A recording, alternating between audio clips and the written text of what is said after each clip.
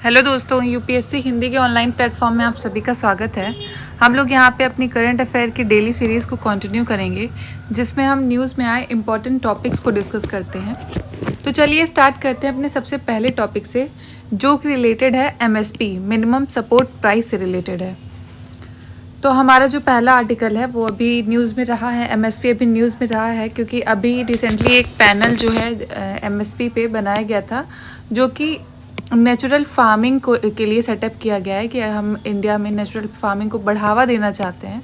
तो उसके रिगार्डिंग जो है ये पैनल का गठन किया गया है। तो एमएसपी क्या होता है?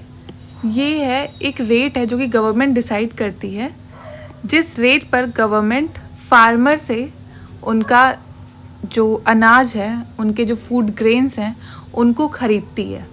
ये वो मिनिमम प्राइस है, मिनिमम सपोर्ट प्राइस। और जैसे कि कभी कभी ऐसा हो जाता है कि हम मार्केट में कुछ कुछ जो फूड ग्रेन होते हैं, कुछ सब्जियां होती हैं, कुछ भी ऐसी चीज़ होती है फूड से रिलेटेड, जो फार्मर उनका प्राइस हमेशा फ्लक्चुएट करता रहता है कि कभी कभी बहुत हाई प्राइस हो जाता है, कभी कभी बहुत लो प्राइस हो जाता है। कभी किसी कंडीशन में जब बहुत ही ज़्यादा लो प्राइस हो जाता है, तो उस कंडीशन में फार्मर के साथ ऐसा होता है कि उन्होंने जो उगाया पूरे समय, उनका जो पूरे सीज़न की मेहनत थी, इतना सब कुछ किया उन्होंने, और प्राइस वॉलेटिलिटी की वजह से उनको डिस्ट्रेस सेल करनी पड़ती है। डिस्ट्रेस सेल का मतलब है कि उनको ऐसी सेल जो कि इनकी प्रॉपर जो उनको लागत लगी है उससे भी कम जो है प्राइस में उनको बेचना पड़ता है, तो उनका बहुत ज़्यादा नुकसान होता है। तो इसलिए गवर्नमेंट ने इस चीज़ को ध्यान में रखते हुए एमएसपी को जो है ये लाया गया है। और ये एमएसपी जो है हर बार कोई भी सीज़न होता है किसी भी क्रॉप से, तो वो सीज़न के स्टार्ट होने के पहले ही अनाउंस कर देती है। तो हम देख लेते हैं कि ये जो एमएसपी है, सेंट्रल गवर्नमेंट ये जो इसको 22 क्रॉप्स हैं जिसके लिए एमएसपी डिसाइड किया जाता है। और शुगर केन के लिए एफआरपी होता है, जिसे फेयर एंड रेम्यूनरेटिव प्राइस कहते हैं, वो शुगर केन के लिए अनाउंस किया जाता है। और ये जो एमएसपी है ये कौन डिसाइड करता है? CACP, commission for agriculture cost and prices. ये रिकमेंड करती है कि किसी भी क्रॉप के लिए क्या होगा एमएसपी इस बार, उसके अकॉर्डिंग जो है गवर्नमेंट अनाउंस कर देती है एमएसपी। तो इसमें जो क्रॉप्स इंक्लूडेड हैं, जो 22 क्रॉप हैं, इसमें से करीब जो 14 क्रॉप हैं वो खरीफ क्रॉप्स हैं, और 6 रबी क्रॉप हैं, और 2 कॉमर्शियल क्रॉप जिसमें जूट और कोपरा आता है। तो ये जो 14 खरीफ क्रॉप हैं वो आप देख सकते हैं, पैडी है, ज्वार, बाजरा, मेज़, रागी, तूर, अरहर दाल, मूंग, उड़द, groundnut, soyabean, sunflower, sesame seed, niger seed and cotton. और ये जो 6 रबी क्रॉप हैं इसमें वीट, बार्ले, ग्राम, मसूर, lentil, rape seed, mustard and safflower आता है। और ये जो जब CACP जब अनाउंस करता है एमएसपी, तो ये जो कुछ कुछ चीज़ों को ध्यान में करके रखता है। एक तो जो सबसे मेन फैक्टर है डिमांड एंड सप्लाई, उस चीज़ मतलब जिसके लिए आप अनाउंस कर रहे हैं उसकी डिमांड एंड सप्लाई क्या है। मोस्टली डिमांड एंड सप्लाई को ज़्यादा कंसीडर किया जाता है, और इसके साथ साथ उसका जो है प्रोडक्शन में कॉस्ट कितना लग रहा है, और फिर मार्केट ट्रेंड कैसा है, और minimum 15% margin over the cost of production, मतलब टोटल जो फार्मर को लागत आती है उससे कम से कम 50% का मार्जिन रखा जाता है कि उससे ज़्यादा उसको 50% दिया जाए। और ये जो एमएसपी है इसको जो है कंसीडर करने के लिए जो है एक कमेटी बनाई गई थी, स्वामीनाथन कमेटी। तो उसने रिकमेंड किए थे 3 तरीके कैलकुलेट करने के एमएसपी। पहला है A2, दूसरा है A2 + FL, और तीसरा है C2। तो ये A2 जो है ये होता है कि actual paid out cost incurred by the farmer, जो भी फार्मर को जितना टोटल कॉस्ट लगा है तो सिर्फ उतना ही पे करना है, तो ये A2 में कंसीडर किया जाता है इस कमेटी के अकॉर्डिंग। फिर A2 + FL जो है ये इसमें फैमिली लेबर जो इंक्लूड किया गया है, जो फैमिली जो इंगेज है उसमें काम में, तो उसका जो है पूरा लेबर जो है उसको भी इंक्लूड कर रहे हैं इसमें A2 + FL में। और एक्चुअल जो कॉस्ट लगा है उसको उगाने में वो तो है ही, उसके साथ साथ फैमिली लेबर भी इंक्लूड है। और फिर तीसरा है C2 जो है इसमें ये A2 and FL तो होगा ही, साथ जिस लैंड पे जो अनाज उगाया जा रहा है उसकी रेंटल वैल्यू भी इंक्लूड होती है। अभी आप देख रहे होंगे जो फार्मर प्रोटेस्ट चल रहे थे दिल्ली बॉर्डर पे, आपने देखा होगा बहुत समय तक चले थे, तो वही फार्मर लॉ को रिपील करने के लिए, तो उस वक्त जो है उनकी मांग थी ये C2 को लागू कर दिया जाए, कि उनको ये था कि C2 जिसमें ये जो लैंड ये जो है rental value of own land, इसको ये भी मांग चल रही थी कि C2 के अकॉर्डिंग MSP को डिसाइड किया जाए, क्योंकि C2 के अकॉर्डिंग हम अभी नहीं करते हैं, हम A2+FL को ही कंसीडर करते हैं। तो A2+FL में फैमिली लेबर आता है और जो एक्चुअल कॉस्ट पे किया जाता है फार्मर के द्वारा। तो आई थिंक आपको ये समझ में आ गया होगा आर्टिकल। तो चलिए, और हाँ, एक मेन इम्पॉर्टेंट चीज़ कि ये जो MSP है ये लीगली बाइंड नहीं है, ठीक है, ये ऐसा नहीं है, इसकी कोई लीगल गारंटी नहीं है। तो ये भी डिमांड चल रही थी, आपने सुना होगा फार्मर प्रोटेस्ट में, कि वो मांग रहे थे कि इसको लीगली जो है किया जाए अनाउंस, कि जब भी MSP हो तो उसकी लीगल गारंटी हो, कि जो भी फार्मर को मिलेगा तो एक उसके पास लीगैलिटी हो उसकी। तो चलिए चलते हैं अपने नेक्स्ट आर्टिकल पे, जो कि रिलेटेड है इसरो के अपकमिंग मिशन से रिलेटेड है। तो अभी इसरो ने ना इस साल से 2022 से लेके आगे जो है कुछ मिशन जो है डिसाइड किए हैं, तो उन मिशन के बारे में देख लेते हैं हम लोग। तो पहला तो अब गगनयान मिशन आप जानते ही हैं, बहुत समय से चल रहा है, ये हमारे इंडिया का पहला मैन्ड मिशन होगा, तो जो कि पहला स्पेस में कोई जो है बंदा इंसान जाएगा, वो हमारे इंडिया का पहला मैन्ड मिशन होगा। और इसको अभी 2022 के लेटर फेज में, मतलब अभी लास्ट तक में इसको इम्प्लीमेंट किया जाएगा। सेकेंड है एक्सपोसैट। इसमें है कि इसको डिज़ाइन किया गया है टू स्टडी कॉस्मिक एक्सरे, ठीक है। ये जो एक्सपोसैट है ये भी इसरो का ही मिशन है। इसमें जो कॉस्मिक एक्सरेज हैं जो हमारे स्पेस में घूमती रहती हैं, कॉस्मिक रेज, उनको स्टडी करने के लिए एक्सपोसैट मिशन है। और ये इंडिया जो है ना ऐसा करने वाला सेकेंड कंट्री होगा, सॉरी, इंडिया जो है second astronomical observatory in space after AstroSat. पहला जो इसका है एस्ट्रोसैट है, अब उसके बाद जो सेकंड आएगा वो एक्सपोसैट होगा, जो कि एक्सरे जो रेज है, इसमें जो एक्स है उसका मतलब एक्सरे कॉस्मिक रेज को स्टडी करेगा। और हमारा नेक्स्ट है स्पेस डॉकिंग एक्सपेरिमेंट, ये 2024 में इसको इम्प्लीमेंट किया जाएगा। इसमें जो है joining 2 separately launch space craft and mainly use for setting up modular space station, ठीक है। इसका जो है मेन पर्पस है कि स्पेस में, जैसे आप जानते हैं हमारे पास ऑलरेडी एक ISS है, इंटरनेशनल स्पेस स्टेशन, वो इंडिया उसका पार्ट नहीं है, तो ये एक तरह से इंडिया को जो है एक मॉड्यूलर स्पेस स्टेशन जो है प्रोवाइड कराएगा।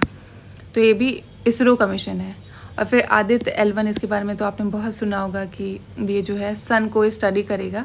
ये L1 पॉइंट पे, लैग्रेंज पॉइंट है स्पेस में, वहाँ पे इसको जो है सैटेलाइट को लॉन्च किया जाएगा। और नेक्स्ट है चंद्रयान 3। चंद्रयान 3 जो है ये लैंडर एंड रोवर मिशन होगा, जो कि सॉफ्ट लैंडिंग कराएगा मून पे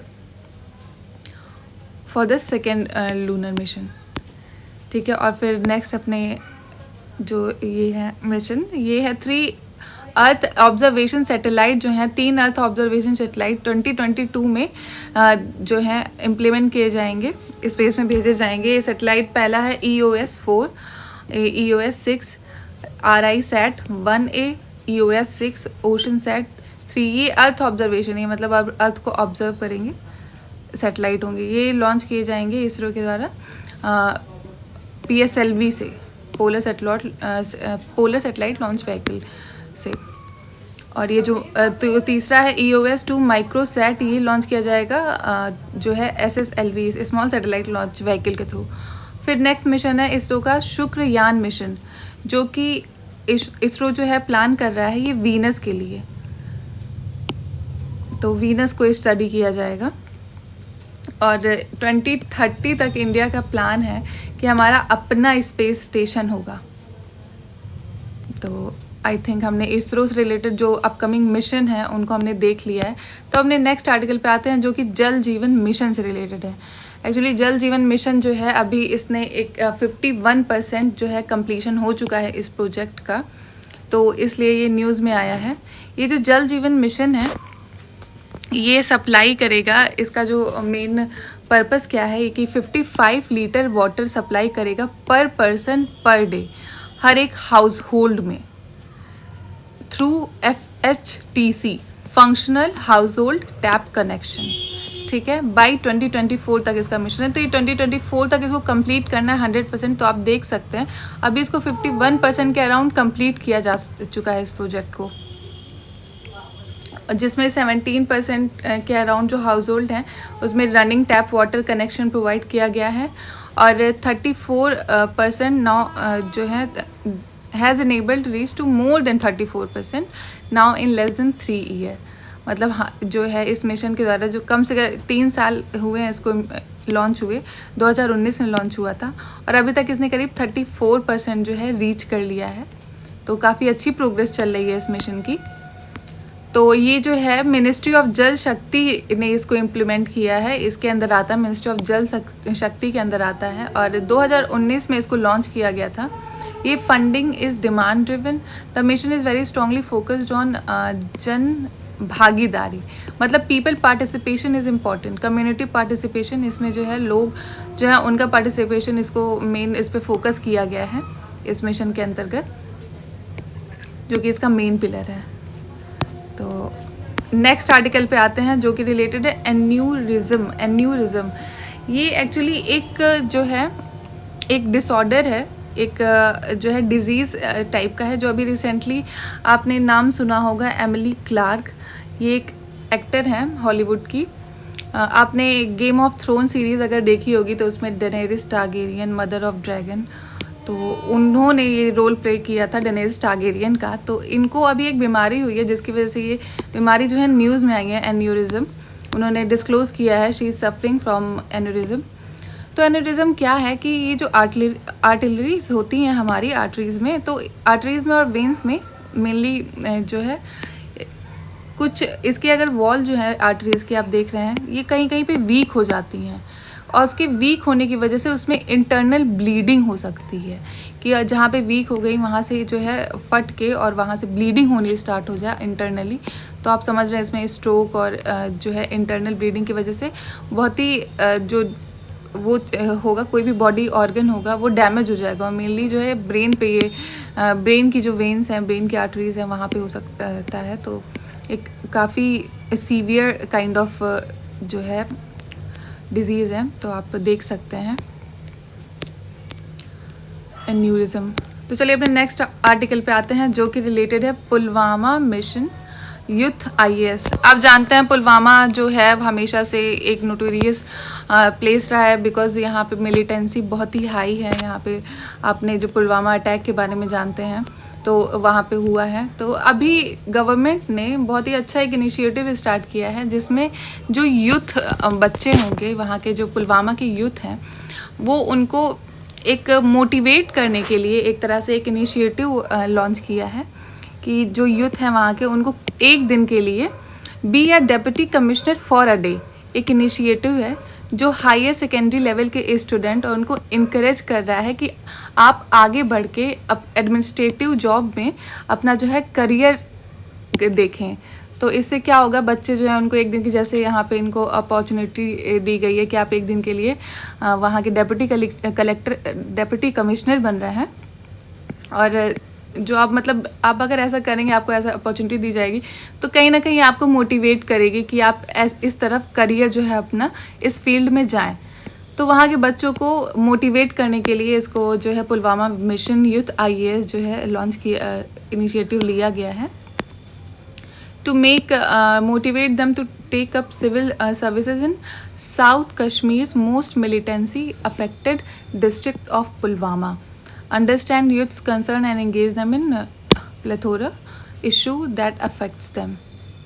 ठीक है, तो ये मतलब एक तरह से बिहेवियरल चेंज लाएगा बच्चों में और इनको मोटिवेट करेगा, और ताकि वो जो समाज को बदलने का जो है बदलने में भागीदारी अपनी निभा सकें।